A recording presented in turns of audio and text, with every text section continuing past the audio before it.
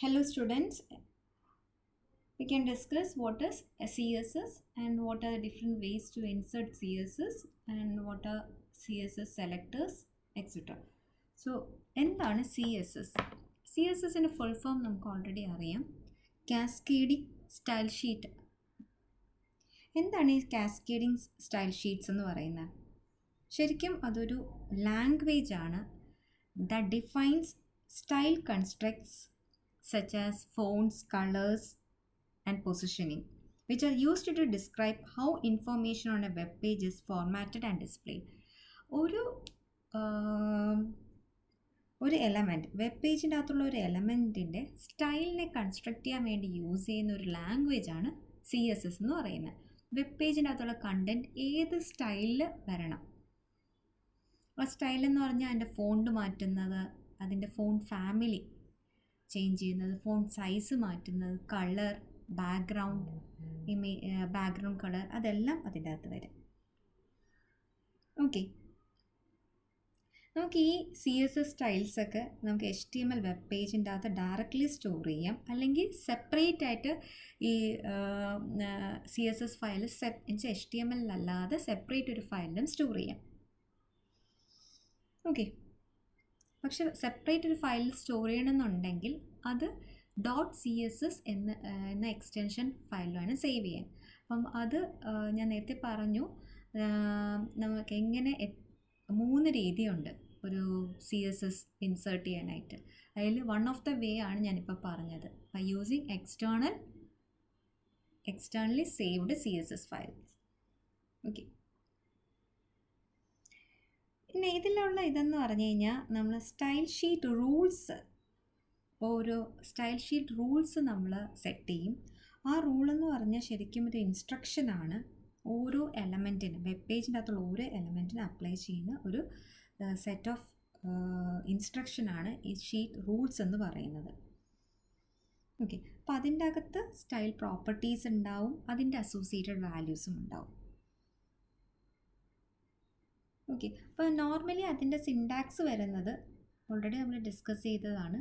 Selector within curly brace declaration block വരും. അതിൽ selector എന്ന് പറയുന്നത് ശരിക്കും ഒരു HTML എലമെൻ്റ് ആണ്. ഡിക്ലറേഷൻ ബ്ലോക്ക് എന്ന് പറഞ്ഞാൽ it is separated by semicolon ആണ്. ഓരോ ഡിക്ലറേഷൻ ബ്ലോക്കിൻ്റെ അകത്ത് ഒരു പെയറുണ്ടാവും. ആ പെയറെന്ന് പറഞ്ഞാൽ പ്രോപ്പർട്ടിയും വാല്യൂ ആണ്. Property colon value. ഓരോ declaration block will be separated by semicolon. പിന്നെ ആ ഡിക്ലറേഷൻ ബ്ലോക്കിൻ്റെ അകത്തുള്ള പ്രോപ്പർട്ടി വാല്യൂ സെപ്പറേറ്റ് ചെയ്യുന്നത് ബൈ കോളൻ. ഓക്കെ, അത് നമുക്ക് എക്സാമ്പിൾ പറയുമ്പം മനസ്സിലാകും. അപ്പം ഈ ഒരു എക്സാമ്പിൾ ശരിക്കും സ്റ്റൈൽ യൂസ് ചെയ്യുന്നുണ്ട്. ഒരു എക്സാമ്പിൾ വെച്ചിട്ട് ഞാൻ CSS എന്താണെന്ന് പറയാം. ഇത് തന്നെയാണ്. അപ്പോൾ ഇവിടെ കണ്ടോ, ഇത്രയും ഭാഗം നിങ്ങൾ പുതിയതായിട്ട് പഠിക്കുന്നതാണ്. ബാക്കിയെല്ലാം കോമൺ ആണ്, ബാക്കിയുള്ള എല്ലാ സ്റ്റേറ്റ്മെൻറ്റും നിങ്ങൾക്കറിയാം. ഇതാണ് ഞാൻ ഇപ്പോൾ പറഞ്ഞത്. അതിൻ്റെ സിൻടാക്സ് സെലക്ടർ ദെൻ ബ്രേസസിൻ്റെ അകത്ത് എന്ത് വരും, ഡിക്ലറേഷൻ ബ്ലോക്ക് എന്ന് പറയും. ഇതൊരു ഡിക്ലറേഷൻ ബ്ലോക്കാണ്, ഇതൊരു ഡിക്ലറേഷൻ ബ്ലോക്കാണ്, ഇതൊരു ഡിക്ലറേഷൻ ബ്ലോക്കാണ്. ഓരോ declaration block is separated by semicolon. ഇനി ഒരു ഡിക്ലറേഷൻ ബോക്സിൻ്റെ അകത്ത് ഒരു പെയർ ഉണ്ടാവും, property value. Okay, property value. ഈ പ്രോപ്പർട്ടി എന്ന് ഉദ്ദേശിക്കുന്നത് ഓരോ CSSന് അതിൻ്റെതായിട്ടുള്ള പ്രോപ്പർട്ടി, അത് ഫോണ്ട് ആകാം, അല്ലെങ്കിൽ കളറാകാം, അല്ലെങ്കിൽ അലൈൻമെൻറ്റ്, ടെക്സ്റ്റിൻ്റെ അലൈൻമെൻറ്റ്. അപ്പോൾ അതിൻ്റെയൊക്കെ വാല്യൂ ആണ് കോളന് ശേഷം കാണുന്നത്. First property colon value. Okay, so അതാണ് CSSൻ്റെ സിൻടാക്സ് എന്ന് പറയുന്നത്. ഇപ്പം ഞാൻ യൂസ് ചെയ്തിരിക്കുന്നത് ഒരു രീതിയിൽ എനിക്ക് എങ്ങനെ സ്റ്റൈൽസ് ഇൻസേർട്ട് ചെയ്യാമെന്നുള്ള രീതിയാണ് കാണിച്ചിരിക്കുന്നത്.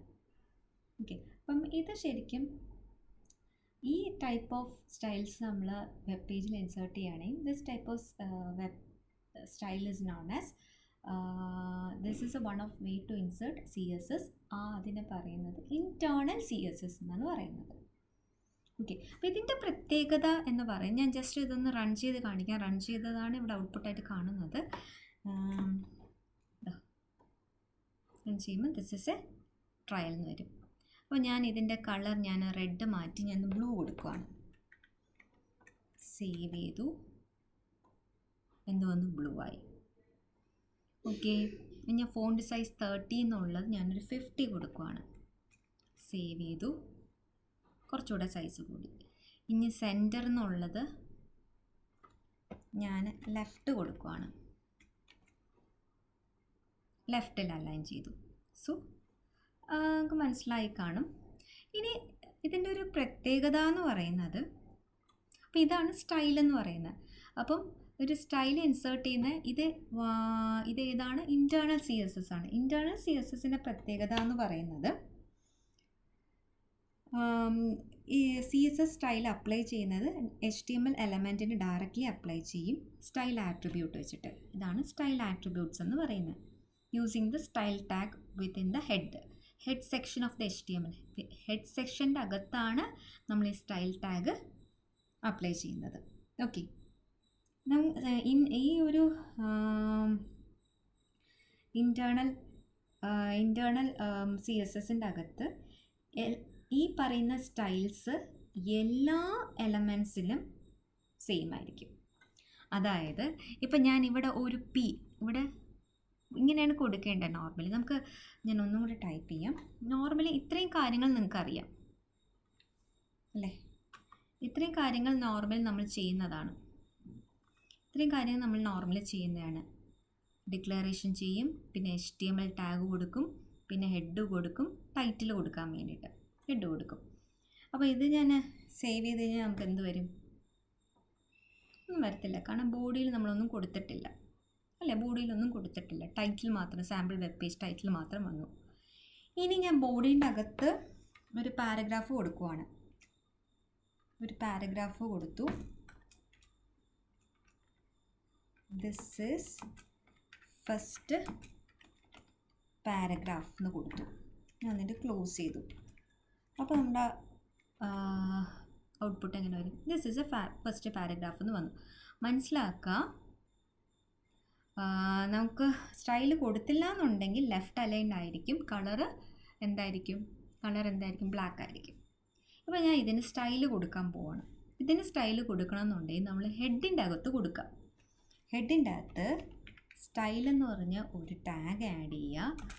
അതിൻ്റെ അകത്ത് സിൻടാക്സ് ഞാൻ പറഞ്ഞു, selector within curly brace declaration block. So curly ബ്രേസിൻ്റെ അകത്ത്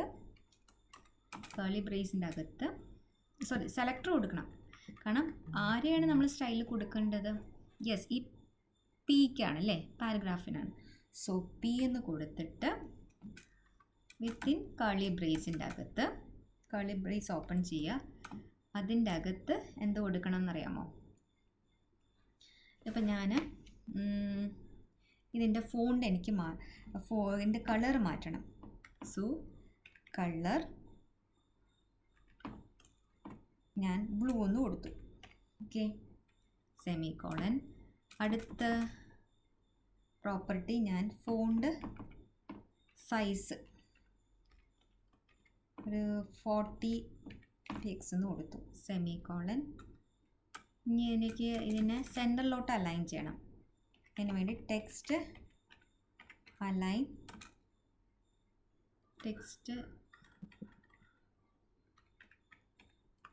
അലൈൻ സെൻറ്റർ കൊടുത്തു.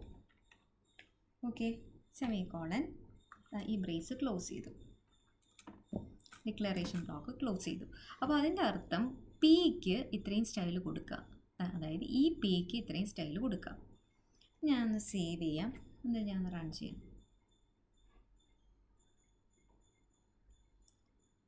ഓക്കെ, ഇവിടെ സ്റ്റൈൽ നമ്മൾ ക്ലോസ് ചെയ്തില്ല.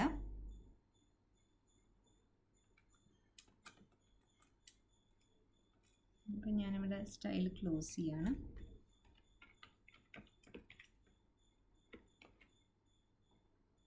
സോ വന്നു, കളർ ബ്ലൂ ആണ് ഫോണ്ട് സൈസ്. ഇനി ഞാൻ വേറൊരു പിയും കൂടെ കൊടുക്കുകയാണ്. അതായത് ദിസ് ഇസ് സെക്കൻഡ് പാരഗ്രാഫ് കൊടുക്കുവാണേ. സെക്കൻഡ് പാരഗ്രാഫ് ഇന്ന് ഞാൻ റൺ ചെയ്യാണ്. അപ്പോൾ താഴെ സെക്കൻഡ് പാരഗ്രാഫ് എന്ന് വരും. പക്ഷേ ഇതിൻ്റെ കളർ എനിക്ക് വേറെ യെല്ലോ കൊടുക്കണമെന്നുണ്ടെങ്കിൽ പറ്റും ഇല്ല. അതാണ് ഇൻറ്റേർണൽ CSSൻ്റെ ഒരു ഡിസഡ്വാൻറ്റേജ് എന്ന് വേണമെങ്കിൽ പറയാം. അതായത് ഈ സ്റ്റൈൽസ് ആണെങ്കിൽ എല്ലാ എലമെൻറ്റ്സ് സെയിം HTML ഫയലിലുള്ള എല്ലാ എലമെൻറ്റ്സിനും സെയിം ഇത് തന്നെ വരും. ഇനി പക്ഷെ വേറെ എലമെൻറ്റിന് ഇത് പാരഗ്രാഫല്ലേ, ഞാൻ ഹെഡിങ് കൊടുക്കുകയാണ്. ഹെഡിങ് കൊടുക്കുവാണെങ്കിൽ ഞാൻ H1 എന്ന് കൊടുക്കുവാണേ. സെലക്ടർ എന്ന് പറഞ്ഞാൽ H1. അപ്പോൾ അതിൻ്റെ അകത്ത് ഡിക്ലറേഷൻ ഞാൻ കൊടുക്കുവാണ്. ഹെഡിങ്ങിൻ്റെ സ്റ്റൈല് ഞാൻ കളറ് യെല്ലോ കൊടുക്കുവാണേ. ദെൻ ഫോണ്ട് സൈസ് ഞാനൊരു 50 കൊടുക്കുവാണേ. ഇത്ര മതി. ആ ബ്രേസ് ഞാൻ ക്ലോസ് ചെയ്യാണ്. ഓക്കെ, അപ്പം ഇതിൽ H1 ഇവിടെ ഉണ്ടോ? ഇല്ല. ഞാൻ H1 ഇവിടെ കൊടുക്കുകയാണ്. H1 ഞാൻ ഇവിടെ കൊടുക്കുകയാണ്. H1 ഹെഡിങ് അല്ലേ, സോ ഞാൻ മെയിലിൽ കൊടുക്കുകയാണ്.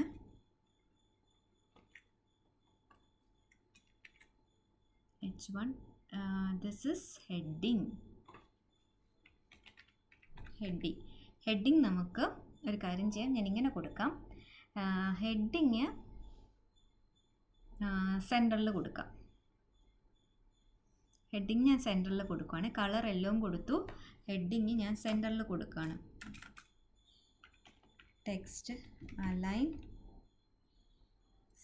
കോളൻ സെൻറ്ററിന് കൊടുത്തു.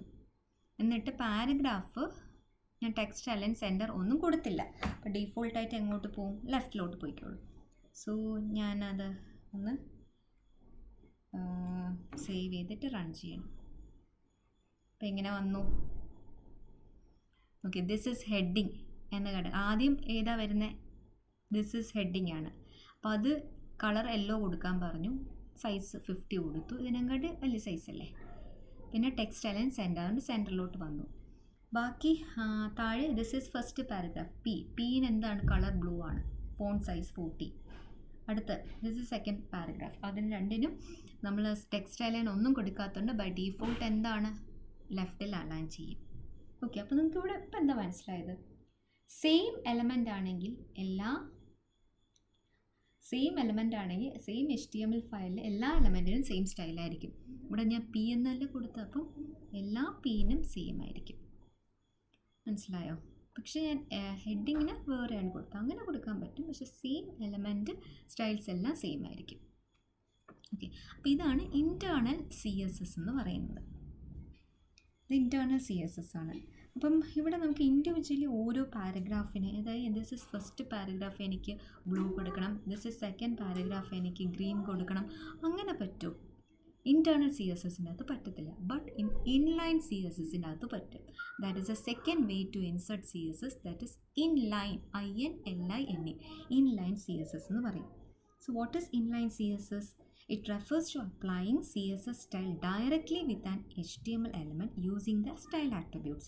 Style attributes വെച്ചിട്ട് തന്നെയാണ് അത് they are applied directly to individual HTML elements. ഓരോ ഇൻഡിവിജ്വൽ എലമെൻറ്റ്സ് നമുക്ക് ഡയറക്റ്റ്ലി അപ്ലൈ ചെയ്യാനായിട്ട് പറ്റും.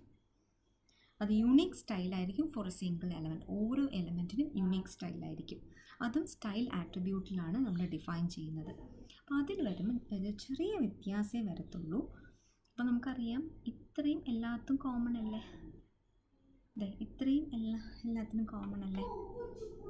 ഓക്കെ, ഇത്രയും എല്ലാം കോമൺ അല്ലേ? അപ്പോൾ ഇവിടെ ചെയ്യേണ്ടതെന്ന് പറഞ്ഞു കഴിഞ്ഞാൽ, സോ ഇതിൽ നമുക്ക് ഡയറക്റ്റ്ലി ഹെഡിൻ്റെ അകത്ത് നിന്ന് കൊടുക്കണം നിർബന്ധം ഇല്ല. നമ്മൾ കൊടുക്കുന്നത് ബോഡിക്കകത്ത് തന്നെയാണ്. കാരണം ഹെഡ് ഇവിടെ ക്ലോസ് ചെയ്യും. ഓക്കെ, ഹെഡ് ഇവിടെ ക്ലോസ് ചെയ്യും. എന്നിട്ട് ബോഡിക്കകത്താണ് കൊടുക്കുന്നത്. ഡയറക്റ്റ്ലി ഓരോ എലമെൻറ്റിന് സ്റ്റൈൽ കൊടുക്കാനാണ് പറഞ്ഞിരിക്കുന്നത്. സോ എനിക്കിങ്ങനെ കൊടുക്കാം. H1 ഞാൻ സ്റ്റൈൽ കൊടുക്കുവാണ്. സോ അതിന് വേണ്ടിയിട്ട് H1 ഞാൻ സ്റ്റൈൽ കൊടുക്കുവാണ്. സോ അതിന് വേണ്ടിയിട്ട് H1 then style H1 style is equal to H1 style is equal to just within double കോട്ട്സിൻ്റെ അകത്ത് പ്രോപ്പർട്ടി കൊടുക്കുക. പ്രോപ്പർട്ടി ഏതാണ്?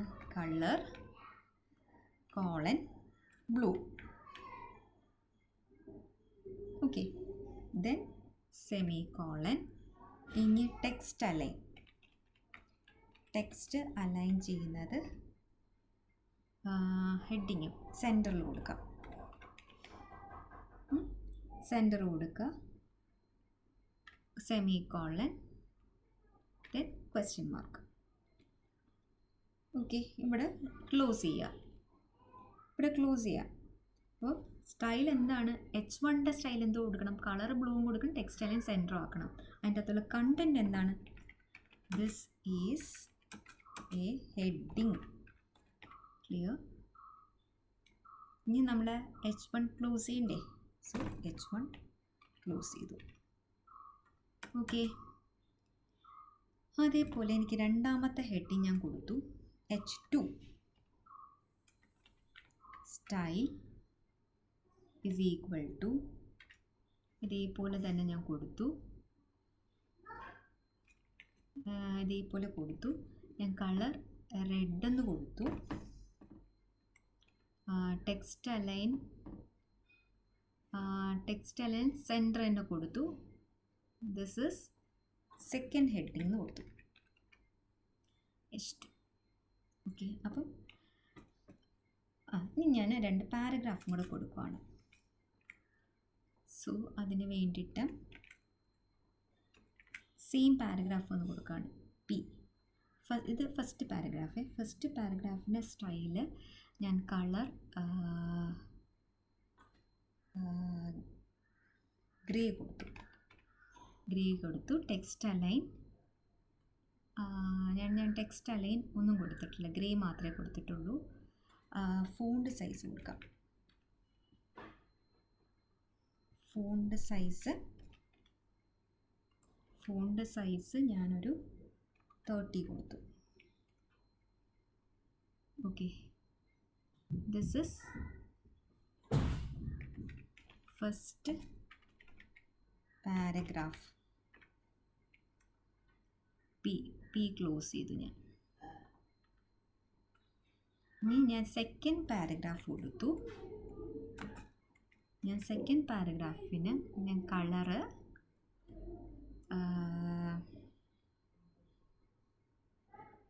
ഗ്രീൻ കൊടുത്തു. ഫോണ്ട് സൈസ് ഞാനൊന്ന് കുറച്ചു, 20 കൊടുത്തു. ദിസ് ഇസ് സെക്കൻഡ് പാരഗ്രാഫ് എന്ന് കൊടുത്തു. സോ നമുക്കതൊന്ന് സേവ് ചെയ്ത് റൺ ചെയ്ത് നോക്കാം.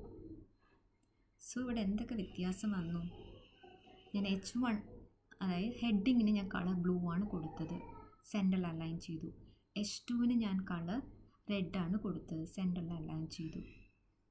H1 ആകുമ്പോഴത്തേക്കും കുറച്ചുകൂടെ സൈസ് കൂടുതലായിരിക്കും, H2 അതിനങ്ങോട്ട് കുറവായിരിക്കും. കറക്റ്റ്.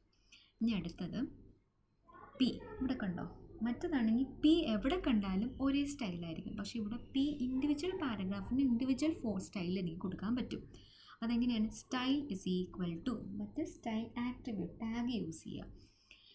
ഇവിടെ സ്റ്റൈൽ ഇസ് ഈക്വൽ ടു നമ്മൾ പ്രോപ്പർട്ടി കോളൻ വാല്യൂ വെച്ച് അങ്ങനെ കൊടുക്കാം. ഈക്വൽ ടു യൂസ് ചെയ്യുക ഇൻലൈനിൽ.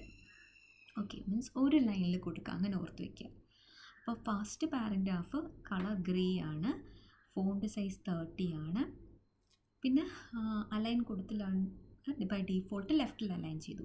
ഇനി സെക്കൻഡ് പാരഗ്രാഫിന് ഞാൻ ഫോണ്ട് സൈസ് 20 കുറച്ചു, അതിൻ്റെ കളർ ഗ്രീൻ ആണ്. ഓക്കെ, അപ്പോൾ ഇതാണ് ഇൻലൈൻ CSS എന്ന് പറയുന്നത്. ഇൻലൈൻ CSS എന്ന് പറഞ്ഞാൽ ഇത്രയേ ഉള്ളൂ. ഓരോ എലമെൻസിനും ഇൻഡിവിജ്വൽ എലമെൻസിനും എനിക്ക് എന്ത് ചെയ്യാൻ പറ്റും? യുണീക്ക് സ്റ്റൈല് പ്രൊവൈഡ് ചെയ്യാൻ പറ്റും. ഓക്കെ, അത് സ്റ്റൈൽ ആട്രിബ്യൂട്ട് യൂസ് ചെയ്തിട്ടാണ്. Next is external CSS. അത് നമുക്ക് നെക്സ്റ്റ് നോക്കാം. സോ ഇതിൻ്റെ അഡ്വാൻറ്റേജ് എന്ന് പറഞ്ഞാൽ നമുക്ക് പെട്ടെന്ന് നമുക്ക് ടെസ്റ്റ് ചെയ്യാനും അതേപോലെ അപ്ലൈ ചെയ്യാനൊക്കെ ഡെവലപ്മെൻറ്റ് ടൈമിൽ അപ്ലൈ ചെയ്യാൻ ഈസി ആയിരിക്കും. മാത്രമല്ല വേറെ അഡീഷണൽ ഫയൽസും സെപ്പറേറ്റ് CSS ഫയൽസിൻ്റെ ആവശ്യം ഇല്ല. ഇൻലൈൻ ആയാലും അതേപോലെ ഇൻറ്റേർണൽ ആയാലും ഇതേപോലെ തന്നെ ഒരു അഡ്വാൻറ്റേജ് എന്ന് പറഞ്ഞു കഴിഞ്ഞാൽ നമുക്ക് കാരണം സെയിം ഫയലിൽ തന്നെ HTML ഉം CSS സെയിം ഫയലായതുകൊണ്ട് നമുക്ക് ഷെയർ ചെയ്യാനും ഡിസ്ട്രിബ്യൂട്ട് ചെയ്യാനും എളുപ്പമായിരിക്കും. പിന്നെ കാരണം ആ ഒരു ഡോക്യുമെൻറ്റിൽ മാത്രമേ ഇതിൻ്റെ സ്കോപ്പ് നിൽക്കുന്നുള്ളൂ. മാത്രമല്ല എറേഴ്സ് ഡീബഗ് ചെയ്യാനും എളുപ്പമാണ്. പക്ഷേ ഇൻലൈൻ്റെ ഒരു ഡിസഡ്വാൻറ്റേജ് എന്ന് പറയുന്നത് ഈ ഇൻലൈനിൻ്റെ ഒരു ഡിസഡ്വാൻറ്റേജ് എന്ന് പറയുന്നത്